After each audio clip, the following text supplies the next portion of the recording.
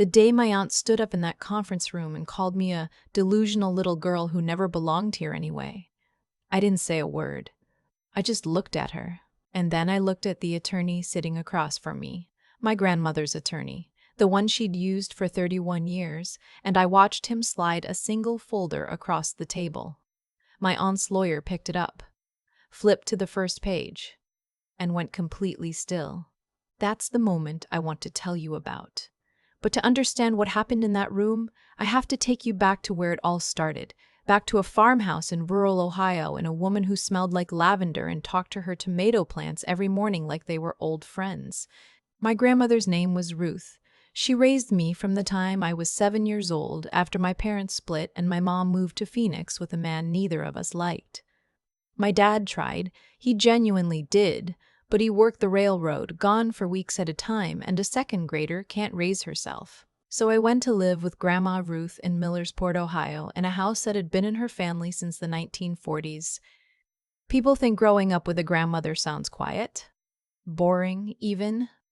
But Ruth was anything but boring. She had opinions about everything. She'd written letters to her congressman 4 times in the past decade. She had a standing bet with her neighbor about who could grow the bigger zucchini. She drove a truck that was older than my father and refused to trade it in because, in her words, it still works and so do I. She also had money. Not in any flashy way, you'd never know it looking at her. She wore the same cardigan for 20 years. She clipped coupons.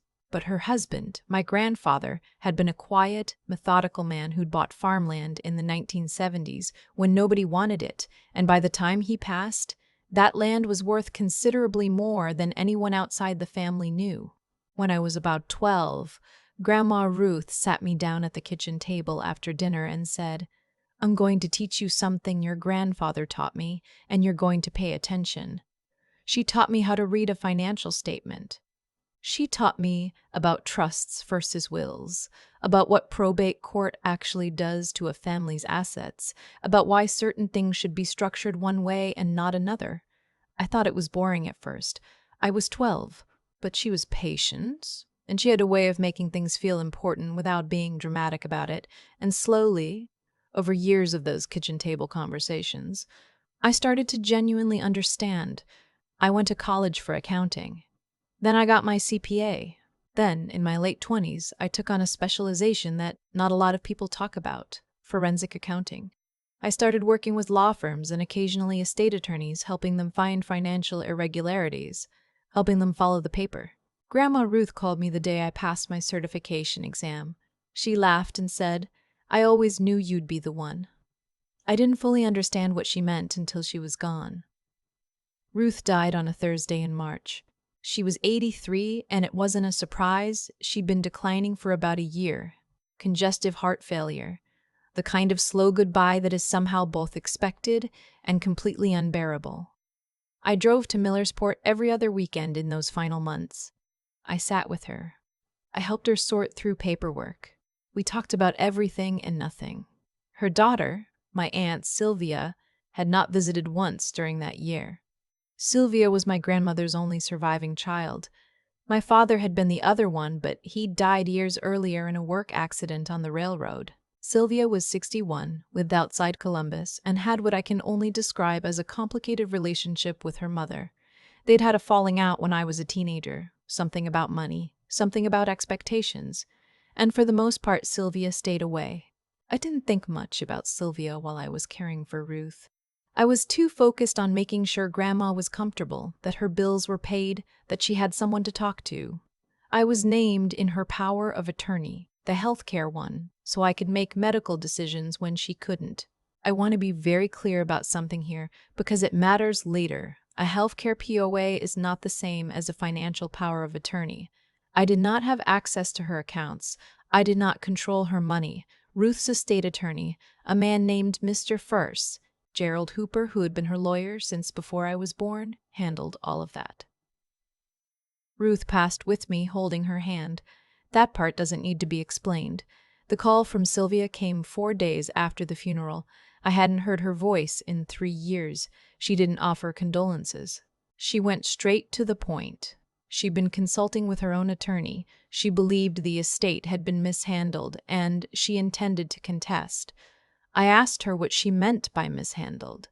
She said she had reason to believe I had exerted undue influence over Ruth. She said she'd heard I had been managing Ruth's finances in the final months and that she wanted a full accounting. I told her calmly that I had not managed Grandma's finances. I told her that Mr. Hooper had been handling the estate for decades. She said she didn't trust Hooper and she'd be filing in probate court. Then she hung up. I sat there for a long time after that call. I wasn't angry yet. I was mostly confused, and then, slowly, I started to think, and I started to pull out documents. Here's what the probate filing eventually alleged: that Ruth had lacked testamentary capacity in the final year of her life, that I had manipulated her during that period, and that the distribution of the estate, which left the property and assets split between a local land trust, a small scholarship fund Ruth had created for girls in our county, and a remaining share to me, was not reflective of Ruth's true wishes. What Sylvia wanted, her attorney made clear, was a much larger share, a controlling share. She also alleged that a financial power of attorney had been signed, one that, she claimed, gave her authority over certain accounts. She produced a document. The first time I saw that document, I knew something was wrong. I couldn't say exactly what, not without examining it properly, but the formatting was off in a way that wouldn't be obvious to a layperson, and the notarization date didn't line up with something I remembered about Grandma's calendar that week. I called Mr. Hooper. He told me he'd never seen that document and that Ruth had never mentioned it to him. He said he'd referred the matter to a probate litigation attorney he trusted. Then I called my own professional network and quietly started digging.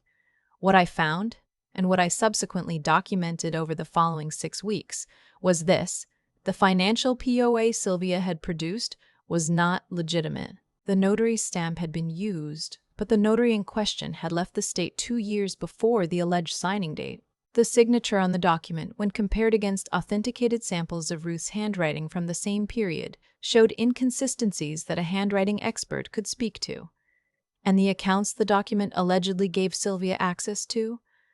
2 of them had been restructured by Mr. Bento Hooper into the land trust 14 months prior, before the document's date, which would have made the POA functionally meaningless even if it were genuine. I also found something else: a series of small withdrawals from a checking account Ruth had maintained separately, an account I hadn't known about until I started digging, totaling just over $11,000 over a period of 8 months. The withdrawals had happened during the same period Sylvia claimed she'd been out of contact with her mother. $11,000. Not all at once, never enough to trigger a bank alert. A few hundred here, a few hundred there. The kind of pattern that only shows up when someone actually knows what they're looking for. I documented everything. I organized it. I brought it to the probate attorney. He looked at me across his desk when I was done and said, "You're a forensic accountant." I said yes. He said, "Good." The mediation meeting was held at the probate attorney's office in Columbus on a Wednesday morning in October. It was not a courtroom, but it might as well have been. There was a mediator, both attorneys, Sylvia and me. A long conference table, bad lighting, the kind of tension that makes the room feel smaller than it is. I had been up since 4 in the morning, not from anxiety, or not only from anxiety, but because I'd been reviewing my documentation one final time. I had a binder, a detailed, indexed, cross-reference binder, the kind I put together for litigation support clients, every piece of evidence behind a numbered tab. Sylvia walked in without looking at me. She sat across the table and spoke quietly to her attorney. She was dressed well. She had the demeanor of someone who had already decided how this was going to go. Her attorney opened the proceedings by restating the allegations, undue influence, lack of capacity, and the validity of the financial POA. He spoke confidently. He said his client had been systematically excluded from her mother's life in the final year by a niece who had positioned herself to benefit from an elderly woman's declining judgment. He looked at me when he said, "declining judgment." I looked back at him and said nothing. Then my attorney began to speak. He laid out the timeline of Ruth's medical care. She had been assessed by her physician multiple times in the final year and had demonstrated full cognitive clarity at each evaluation. He noted that testamentary capacity in Ohio requires only that the person know who their relatives are, the nature of their property, and what they're doing when they sign. Ruth had met that standard, documented at every turn. Then he said he had some questions about the financial POA Sylvia had submitted. Sylvia's attorney straightened slightly in his chair. My attorney slid a copy of the notary records across the table. He explained, very calmly, that the notary whose stamp appeared on the document had surrendered her commission and relocated to Florida 26 months before the document's alleged signing date. He asked whether Sylvia's attorney had been aware of this. There was a silence. Sylvia's attorney asked for a moment to consult with his client. That's when it happened. Sylvia turned to me. For the first time that morning, she actually looked directly at me, and she said it. Her voice was tight and mean in a way I hadn't heard since I was a teenager. You have always been a problem. From the day you moved in with her, you were sucking up to her, making yourself indispensable, turning her against her own family. You're just a greedy little girl who got lucky, and everyone in this room knows it. Her attorney put a hand on her arm. I looked at her for a moment. I thought about Ruth. I thought about the kitchen table, about the tomato plants, about the sound of a truck engine that never quite ran right but always ran. I slid my binder to the center of the table. My attorney said, I'd like to introduce into the record a documented pattern of financial withdrawals from Ruth Calloway's personal checking account between January and September of last year, totaling $11,400. My colleague, who is a licensed forensic accountant, prepared this analysis. Sylvia's attorney picked up the binder. He turned to the first tab. He read for about 30 seconds. Then he looked at Sylvia. Sylvia had gone pale. The mediator leaned forward and said, Counsel, would your client like to take a recess? Sylvia's attorney said yes. During the recess, I sat in a small waiting room with my attorney and a cup of terrible coffee. I didn't say much. I thought about what Sylvia had called me. I thought about the fact that I'd driven 4 hours every other weekend for a year to sit with a dying woman who loved her tomato plants and her old truck and her kitchen table conversations, and I thought about how none of that had anything to do with money. Not for me, it didn't. But I was glad I had the binder. When we reconvened, Sylvia's attorney informed the mediator that his client would be withdrawing the contest of the will and the POA claim. He said this carefully and without making eye contact with anyone. The mediator confirmed the terms. The estate would proceed as Ruth had structured it. The land trust would be established. The scholarship fund would be funded. My share, which was modest, actually, a specific piece of property and a portion of the investment accounts, not the enormous inheritance Sylvia had been hinting at, would transfer as written. The matter of the $11,000 was referred separately. That is still ongoing, and I've been told not to discuss the specifics. What I will say is that the documentation I prepared was passed to the appropriate people, and the appropriate people took it seriously. We shook hands with the mediator and walked out. In the parking lot, my attorney said she genuinely didn't know who she was dealing with. I told him I knew. He said, your grandmother knew too. I thought about that for a long time afterward. About what it means to prepare someone not just for an inheritance, but for a fight they might not see coming. About how the kitchen table conversations were never really about numbers. They were about paying attention, about not taking things on faith when you could take them on paper, about the difference between someone who benefits from trust and someone who earns it. Ruth didn't leave me money as a reward. She left me tools, and she spent 20 years teaching me how to use them. After everything settled, I went back to Millersport. The farmhouse was still there. It would go to the land trust, which had plans to preserve it as part of a small conservation corridor along the creek. I walked through the rooms one last time. The kitchen smelled faintly of the lavender sachets she put in every drawer. Her truck was still parked out front. The tomato plants were long dead by October. Just dry brown stalks in the raised beds she'd built with my grandfather 40 years ago. I stood in the kitchen for a while. There's a thing that happens when you lose someone who shaped you, where you start to see the shape of what they did, the long game of it. Ruth knew she was mortal. She knew her estate would be contested if it looked like she'd favored me. She knew Sylvia would come for it. And she'd spent years making sure I would know exactly how to meet that moment. She told me once I was maybe 22, just starting to take accounting seriously, that the most dangerous thing a woman can be is underprepared. She said it the way she said most things, quietly, without drama, like it was just a fact of the world that you should know. I didn't fully understand it then. I do now. I want to say one more thing, and this is important. If you have a parent, a grandparent, anyone in your life who is getting older and has assets, please sit down with an estate attorney. Please make sure the documents are real and properly executed. Please understand that a power of attorney expires the moment the person who signed it dies. It is not a tool for inheritance, it is a tool for care, and anyone telling you otherwise is not being straight with you.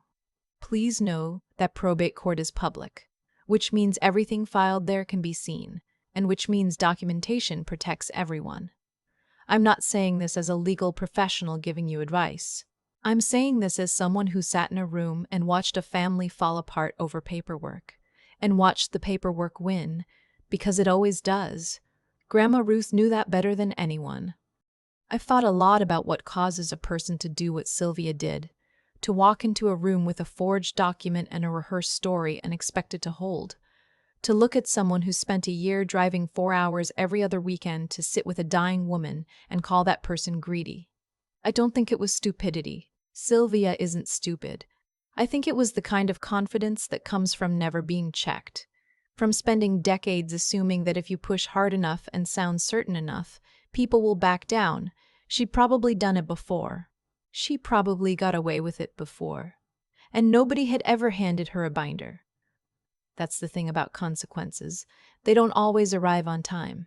Sometimes the person who takes and takes and takes goes years without anything catching up to them, and they start to believe that's just how the world works, that the bold ones win, that the ones who hesitate, who document, who wait, those people are the fools. Ruth understood something different. She understood that preparation is its own form of power. Quiet, invisible, patient power. She didn't raise me to be loud. She raised me to be ready. And there is a profound difference between those two things. What I keep coming back to is the binder, not as a symbol, literally as an object. I built it tab by tab over 6 weeks while Sylvia was busy being confident. I wasn't angry when I built it. I was methodical.